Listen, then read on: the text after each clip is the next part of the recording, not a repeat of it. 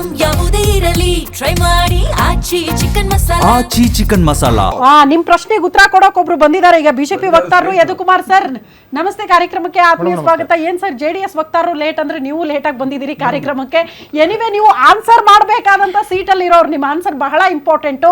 ಇಷ್ಟೊತ್ತು ಕಾಂಗ್ರೆಸ್ ವಕ್ತಾರರು ಮಾತಾಡಿದ್ರು, ಅದಕ್ಕೆ ರಿಯಾಕ್ಷನ್ ಸರ್. ಮೇಡಮ್ ಅವ್ರು ಹೇಳ್ತಾ ಇದ್ರು ಕಾರ್ಡ್ ಕ್ಯಾನ್ಸಲ್ ಮಾಡ್ತಾ ಇದ್ರು ಅಂತ. ರಾಜ್ಯ ಸರ್ಕಾರ ಎಷ್ಟು ಲಕ್ಷ BPL ಕಾರ್ಡ್ ಕ್ಯಾನ್ಸಲ್ ಮಾಡಿದೆ ಅಂದ್ಬಿಟ್ಟು ಪಾಪ ಕೊಡೋಕ್ಕೂ ಮುಂಚೆ ಅವ್ರೊಂದು ಪ್ರಶ್ನೆ ಮಾಡಿದ್ರು, ನೀವ್ ಇರ್ಲಿಲ್ಲ ಆಗ. ದಿಢೀರ್ ಅಂತ ಘೋಷಣೆ ಮಾಡೋಕ್ಕೂ ಮುಂಚೆ ಚುನಾವಣೆ ಪೂರ್ವದಲ್ಲೇ ಪರಿಸ್ಥಿತಿ ಹಿಂಗಿತ್ತಲ್ಲ ದೇಶದಲ್ಲಿ, ಆಗಲೇ ಅನೌನ್ಸ್ ಮಾಡಬಹುದಿತ್ತಲ್ಲ. ಈಗ ಯಾಕೆ ಫಲಿತಾಂಶ ಬಂದ ಬಳಿಕ ಯಾಕೆ ಹಿನ್ನಡೆ ಆಗುತ್ತೆ ಅನ್ನೋ ಆತಂಕ ಇತ್ತ ನಿಮಗೆ?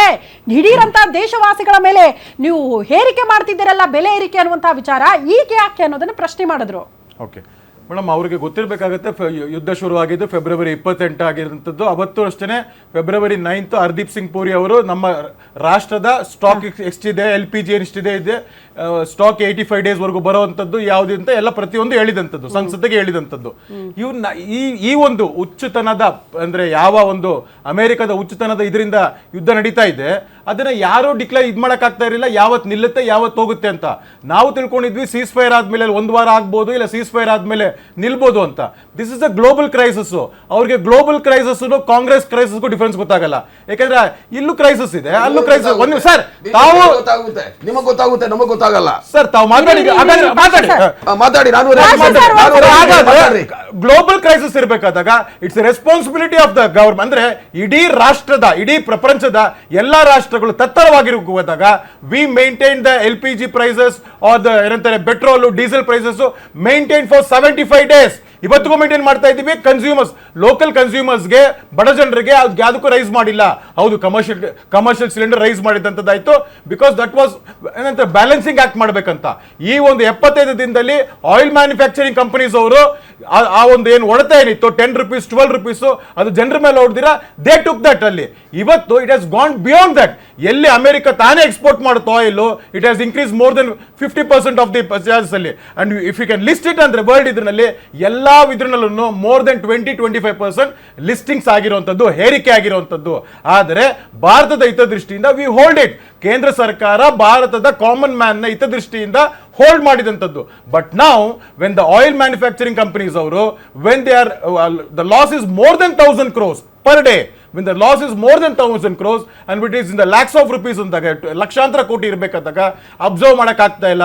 ಇವತ್ತು ಏನ್ ಸಪ್ಲೈ ಮಾಡ್ತಾ ಇದೀವಿ ಆಯಿಲ್ ಅಂಡ್ ಇದರಲ್ಲಿ central government is getting zero. The losses are been maintaining to the oil companies. ಮತ್ತೆ ಅವಾಗಲೇ ಹೇಳ್ತಾ ಇದ್ರು UPI ಪೇಮೆಂಟ್ ಅಂತ. This is UPI payment is the revolution.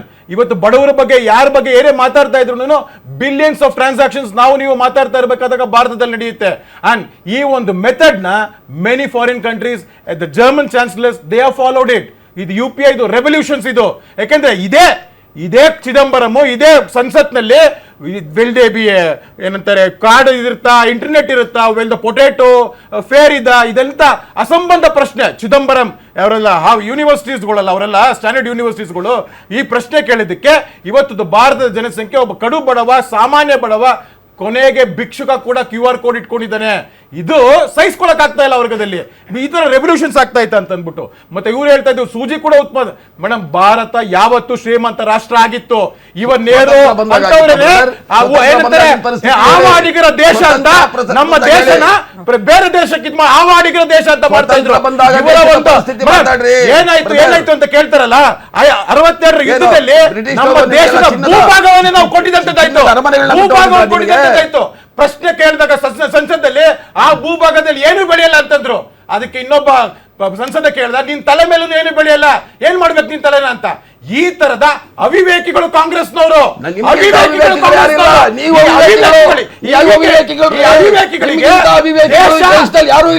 ದೇಶ ಆ ಗುಲಾಮರ ಕುಟುಂಬಕ್ಕೂ ವ್ಯತ್ಯಾಸ ಗೊತ್ತಿಲ್ಲ. ಆ ಗುಲಾಮರ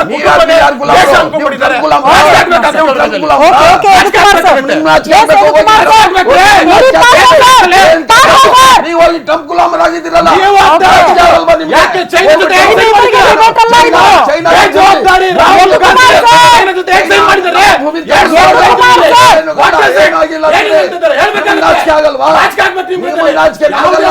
ದೇಶದ ಕೊಳ್ಳೆ ಹೊಡೆಯೋರು ನೀವು ನಮ್ಮ ಬಗ್ಗೆ ಮಾತಾಡ್ತೀರಿ. ಗುಲಾಮ್ಗಿರಿ ಅಲ್ಲ, ನೀವು ಗುಲಾಮರು ನೀವು. ಸಂತೋಷ ಸರ್, ಸಾಕು. ಉಳಿದವರು ಡಿಬೇಟ್ ಅಲ್ಲಿ ಇದ್ದಾರೆ ಸರ್.